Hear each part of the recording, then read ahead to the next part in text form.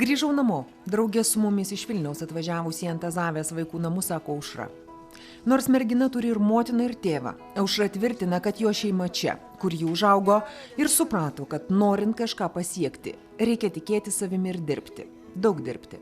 Ir visi auklėtojai, ir pats direktorius, aišku, jie visada išliks tai tokiais kaip ir darbuotojais. Jie nebus niekada tie kraujo tėvai, bet iš tikrųjų čia yra mano šeima ir čia yra mano tėvai. Direktorius jis visada irgi direktorius bus, bet nepaisant viso to jis yra labai geras žmogus, teisingas ir sąžiningas. Ir aš čia grįžtu kaip į šeimą. Aušra su ašaromis akyse pasakoja, kaip pateko į šiuos vaikų globos namus. Darniose šeimose užaugusiems draugams net sunku patikėti, kad viskas taip paprasta, sako ji. Pati pasiprašiau. Iš kaimynės išgirdusi, kaip čia gerai. Vaikų niekas nemuša, bet to jiems duoda valgyti ir drabužių. Mamos paklausiau, ar ji negalėtų manęs ten nuvežti. Mama iškart sutiko. Pati paprašė, kad kaimynas nuvežtų. Gerai pamenu, atvažiavom raudonu žiguliuku. Motina parašė pareiškimą ir išvažiavo. Visam laikui. Lankyti vienturtės dukters globos namuose ji nejautė reikalo. Nevargo ir iš kalėjimo sugrįžęs tėvas. Aušrai tuomet tebuvo 8. Mama parašė prašymą direktoriui, kad namuose nėra nei elektros, nei šildymo, skolos, įsiskolinimas už būstą, vandens nėra atjungtas, kad negali išlaikyti, neturi darbo ir mane paliko čia. Aš dabar tai priimu kaip natūralų dalyką, kaip gyvenimo pamoką, bet tai, ką turėjau aš, ką man teko patirti, aš nelinkiu niekam to. Buvo sunku, juk niekas nesidžiaugtų žinodamas, kad grįžęs pastovi iš mokyklos namo ras girtus tėvus, nebus valgyt, gal dar gausi per ausį. Daug smurto buvo namuose? Buvo. Aš tiesiog gyvenau visada baimėje ir bijodavau grįžti namo. Ir iš tikrųjų, tas net iki šios dienos yra tokių palikimų psichologinių, kad, tarkim, esi per daug jautrus kažkam, nuo visokių garsų iš karto krūpčioji. Tas dar reikia su savim kovoti ir susitvarkyti su šito dalyku. Bet ir jūs mušdavo tėtis ar tik mama? Jo. Ne, mama apskritai nemušdavo manęs.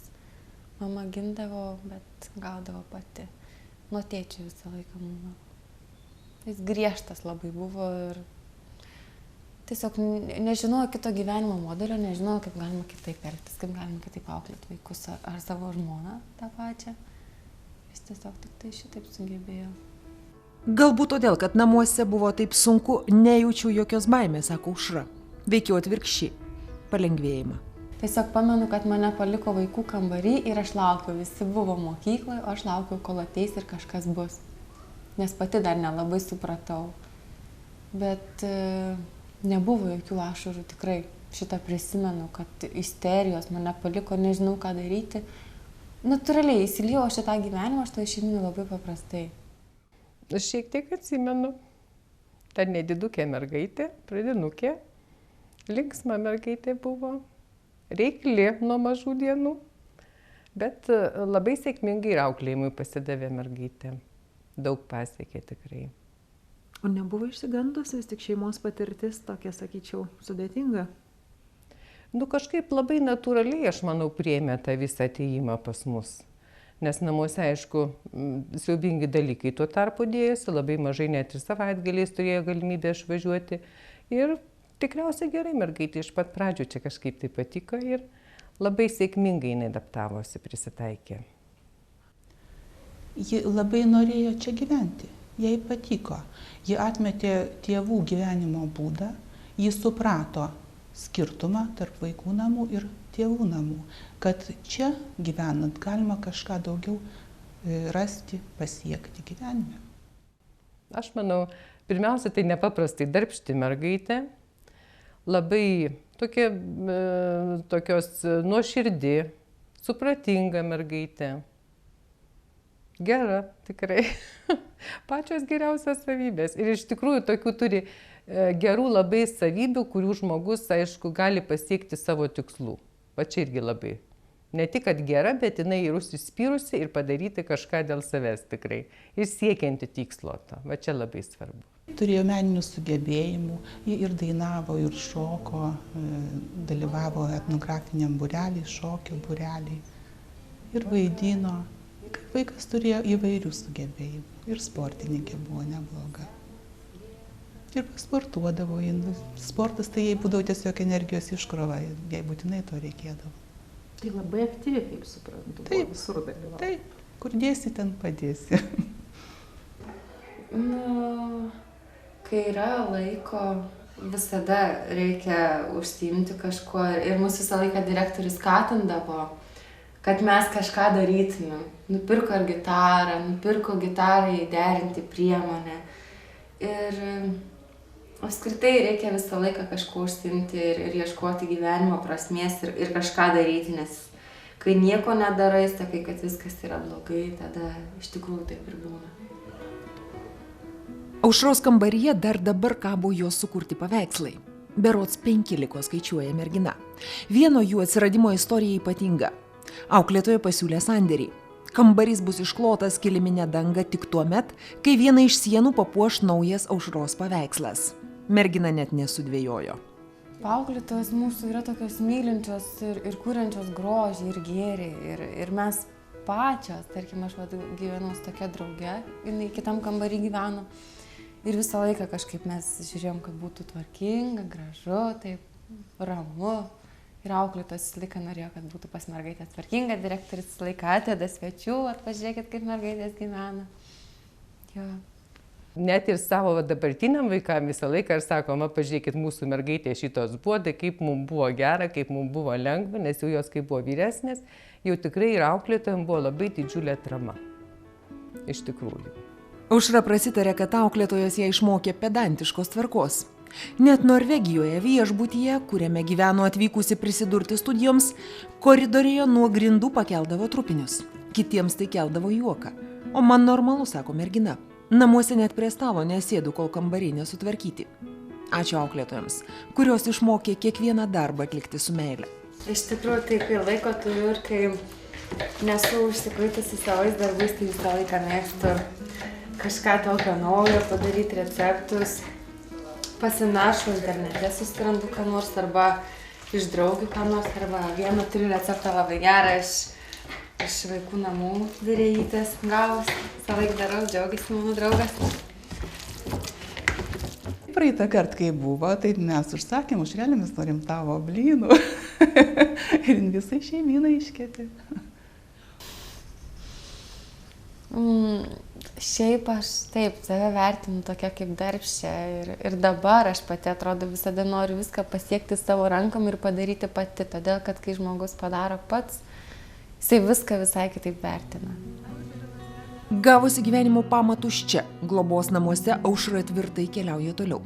Ji Romerio universiteto magistrantė. Jau 5 metus studijuoja teisę. O taip kaip jūs įsikabinat į tą gyvenimą, atvažiavote į tą Vilnių, pinigų nėra, dirbot visą laiką, ką darėte, kad turėtumėte? Dirbau, tai aš nuo pat pradžių jau po 11 klasės, kai sakiau, kad susipažinau savo tą draugę Renatą ir kuri man buvo toks kaip autoritetas. Tai aš jau po 11 klasės paprašiau, kad man padėtų susirasti darbą vasarai. Jau tą vasarą dirbau, paskui kitą vasarą pasiėmiau dar savo draugę irgi dirbau. Po 1 kurso universitete irgi dirbau visą vasarą, turėjau 2 tikslus pagrindinius, kuriuos išpildžiau. Kokie?